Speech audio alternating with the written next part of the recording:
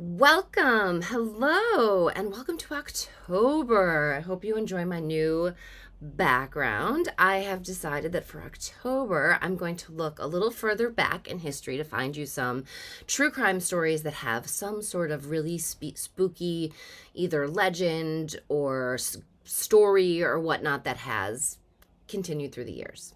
Today's true crime story comes from 1599 Rome.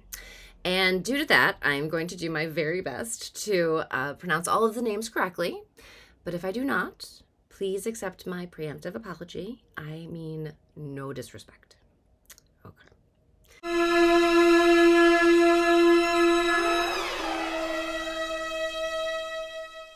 Beatrice Cenci was born in 1577 to Ercilia and her husband, Count Francesco Cenci. The pair had been married when they were just 14 years old, at the behest of Francesco's tutor, who told his mother that she ought to get him married sooner rather than later due to the fact that he was pretty over-sexualized. The tutor said that this would help keep him away from courtesans and or from taking matters into his own hands. We really have had a millennia of misogyny that we have to fight against, huh? Anyway, the tutor may have been looking to further his own family's status, as it was his niece, Ercilia, that the 14-year-old would wed. When Francesco was 12 years old, this was 2 years prior to his marriage, the inheritance he received was vast. It included 2 palaces within Rome, 2 properties outside of Rome, and various other land parcels, not to mention everything that was in each one of those palaces and the lands and the vast wealth and all of that. Between the time that the pair were married and they had their first child 4 years later, Francesco's sexual proclivities were pretty well known. He was, in fact, a sexual predator. Now, in 1567, the year his first child was born, he would be convicted of a crime. He would be convicted of hanging one of his servants due to an uprising when the man had actually done no wrong. He had not been part of the uprising. He had also beaten a servant girl so badly that she would not be able to eat, drink, or speak for more than 3 days. The sexual abuse he inflicted on those in his household was well known in the area. His vast inheritance would go to paying off the criminal fines that he racked up, the first of which he committed when he was only 11 years old, and he attacked someone and caused bleeding. Of course, at that point, his parents had to pay the fine. Beatrice would have 2 older siblings, Giacomo, her parents' firstborn, and her older sister, Antonia.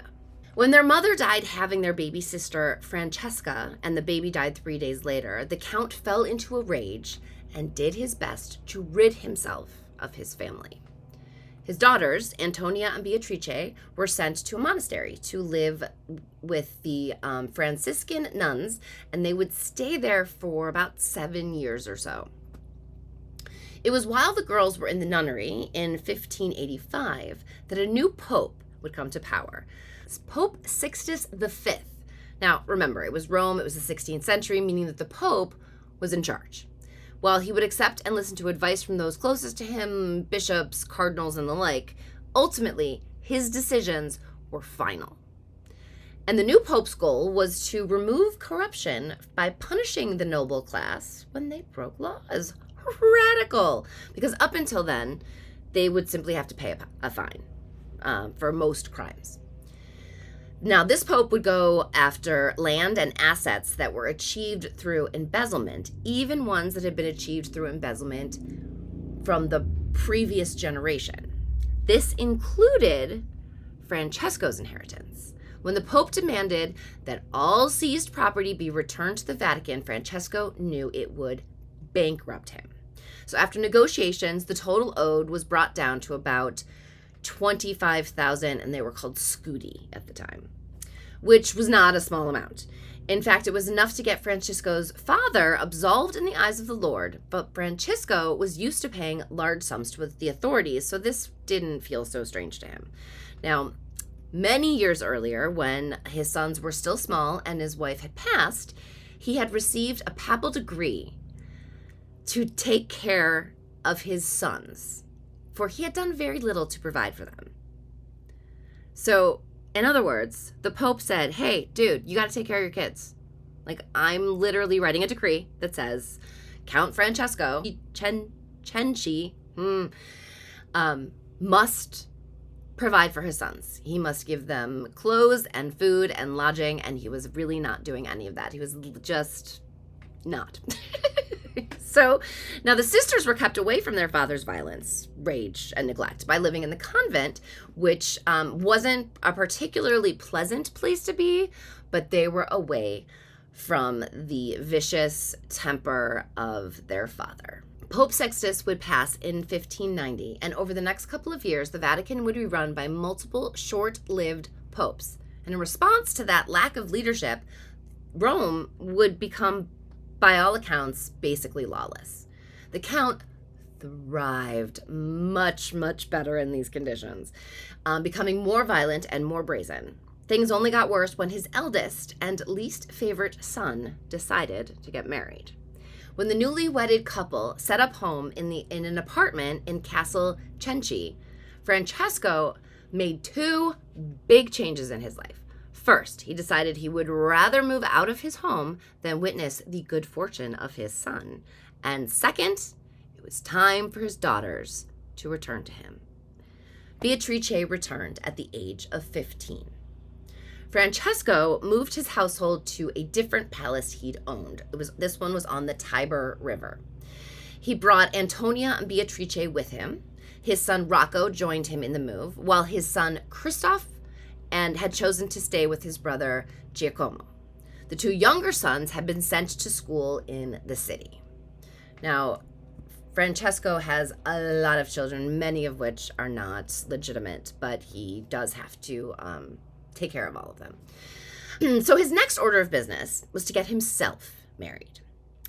So he would marry Lucrezia Petroni, a mother who had 6 children of her own. Now, Francesco's reputation was widely known. So why in the world would this woman marry him? Why in the world would Lucrezia say, okay, fine, I'll marry this guy? Well, she did it because he promised to pay for the education of her 2 youngest sons, a promise that was never kept. Over the following years, a vast number of women, girls, and boys would become Francesco's victims of sexual sadism. At the time, it was one of the worst sins that could be committed and was punishable by death. Now, the time was defined as any sexual insertion that is not vaginal. So many victims would come forward with accounts of Francesco's perpetrating not only but forced them. There was very little evidence of the crimes, but the vast number of victims did manage to get Francesco arrested, put in jail, and awaiting trial. But as these things go, even to this day, the rich often find ways out of serving their time.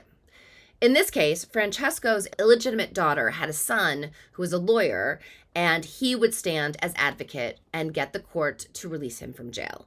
He would have to pay a fine, a pretty large fine, that had to be paid by his dwindling fortune. In 1595, Francesco managed to finish paying off his fine. So one of the caveats of him being able to pay off the debt over time was that he wasn't allowed to leave Rome while he still owed money. So it took him something like 3 or 4 years to pay this off. So he did pay it off in 1595, and of course he wanted to leave Rome.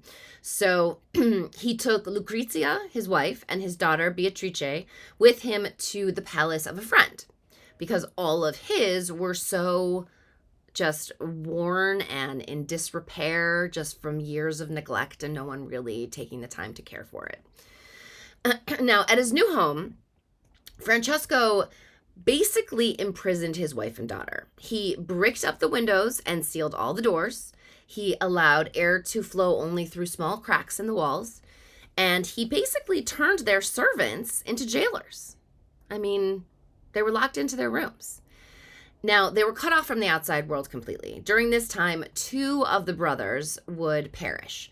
One over a fight over a courtesan, and the other due to circumstances unknown. Bernardo, who is now the youngest, would continue to live with Giacomo, who was the oldest. Now, over the years, the women tried tirelessly to find ways out of their imprisonment. They finally got one of their servants to help send letters to their brothers for them. Now, famously, Beatrice actually reached out by letter to the Pope at the time, begging for him to save her from her father's wrath. In 1597, Francesco managed to intercept one of these letters and would return home and make sure that Beatrice regretted her actions. Later, a servant who witnessed the punishment would testify in court. The transcript reads, quote, "He took a bull piddle which he kept there, and he thrashed her horribly with it, saying that she had written to Rome and had also sent a petition.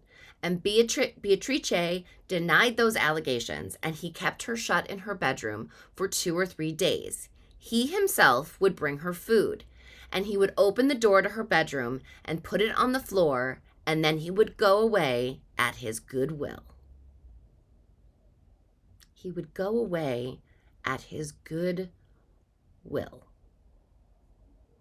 Meaning, he would go into her room, and until he was feeling of goodwill, he would not leave again. And when he was feeling of goodwill, then he would leave. There's a lot that can be read into that. A lot. Okay? This would actually lead to the theory that he was committing incest with his daughter.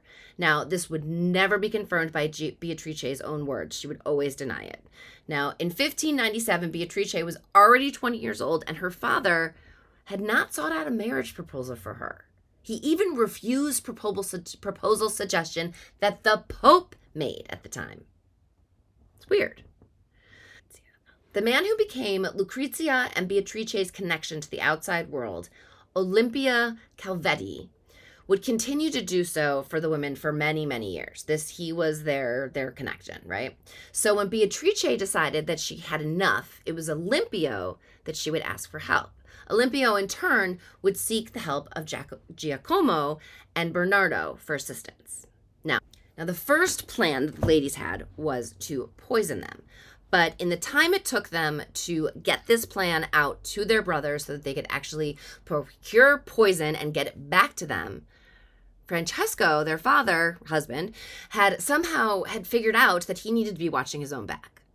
And before mealtime, he would make either his wife or his daughter take a bite of his food before he did.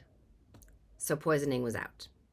Now, in September of 1598, Francesco came down with gout and was trying to recover. He was convalescing, as they called it. So he was basically trying to recover in his chambers.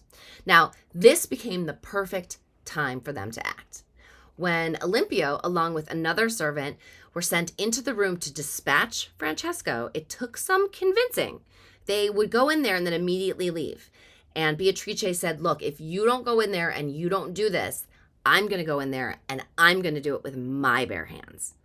So that, for whatever reason, convinced them that they had to do this. So the men would complete their task.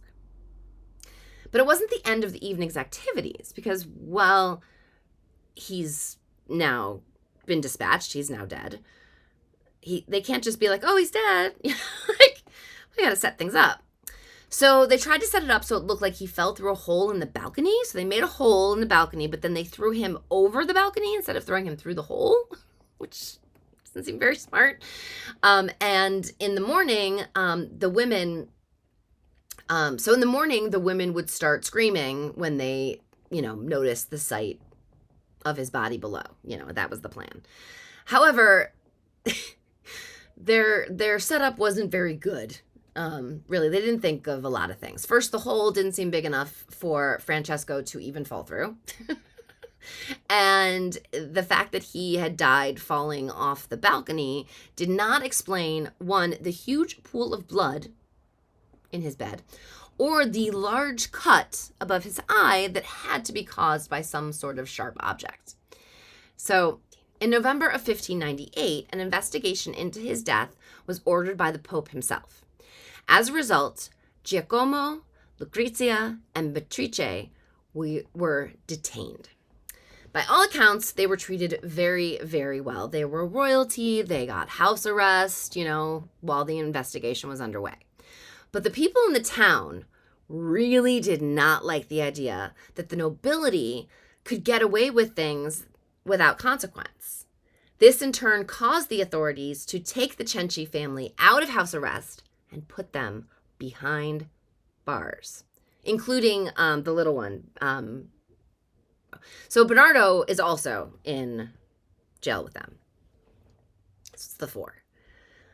The two men who had actually committed the murder would never survive to reach execution.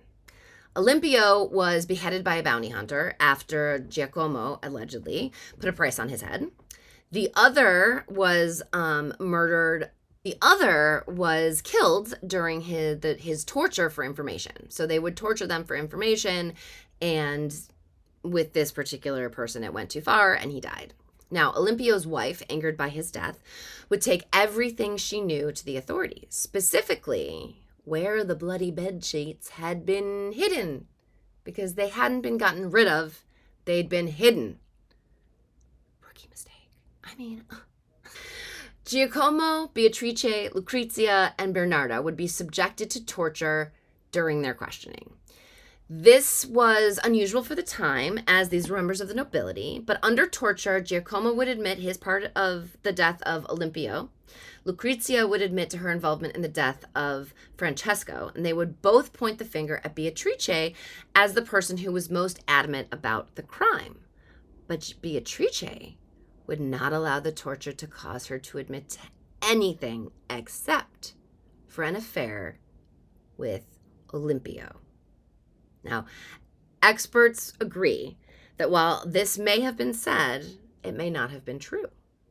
The Roman people were supporting Beatrice, so by telling the public that she had engaged in an affair with a married man might have been a way for the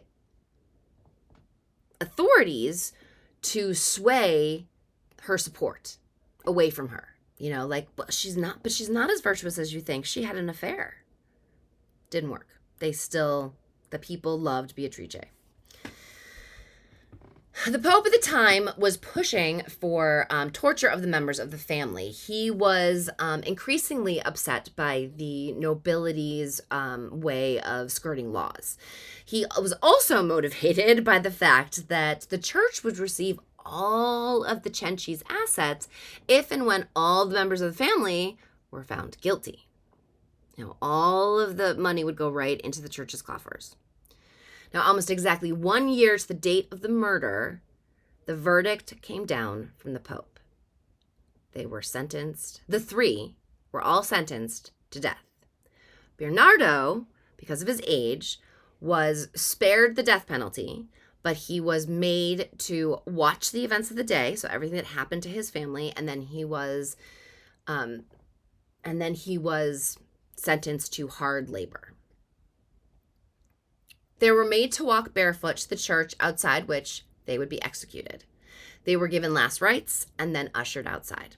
Bernardo, like I said, was spared from the execution, but he had to watch.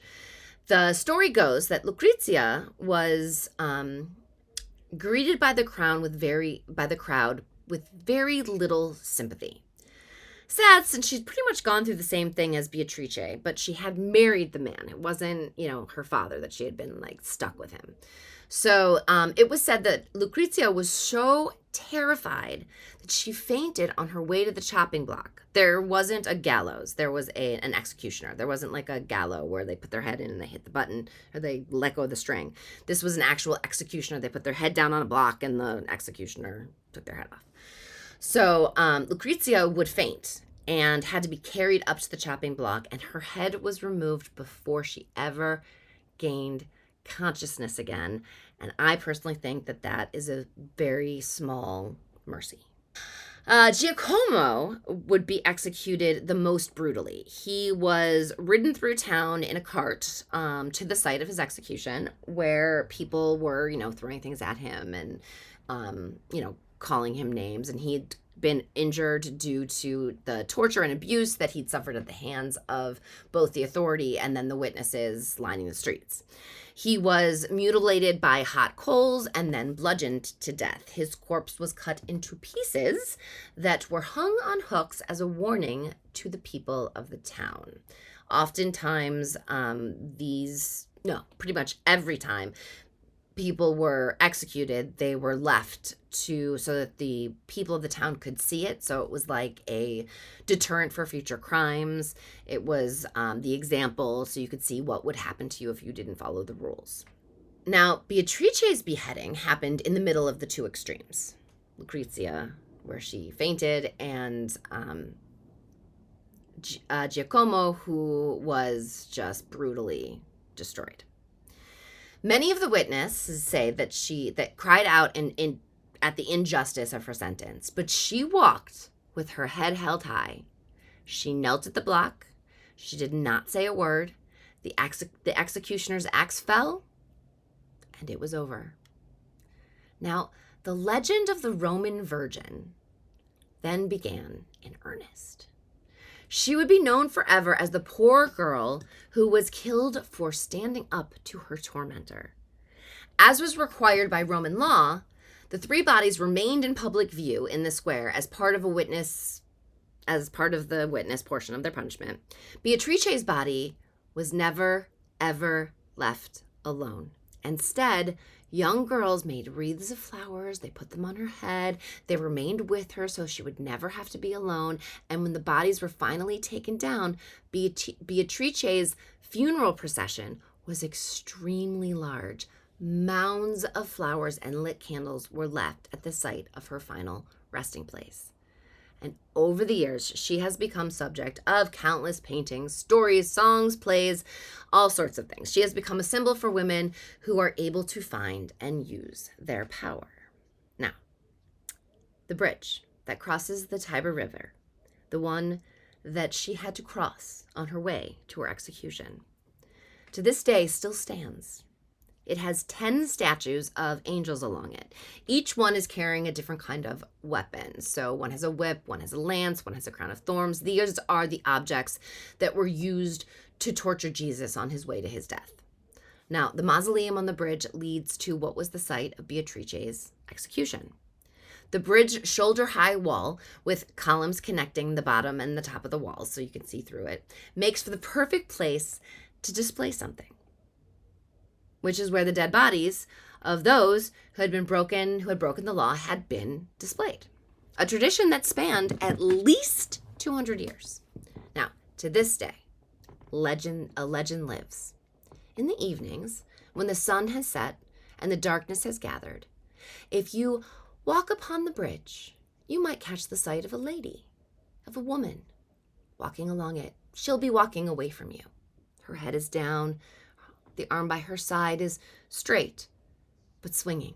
And there's something she's swinging from her hand. It's hard to make out. You squint. You look harder. And finally it hits you because she turns to you. She's swinging her own head. That is the story and the legend of Beatrice Cenci.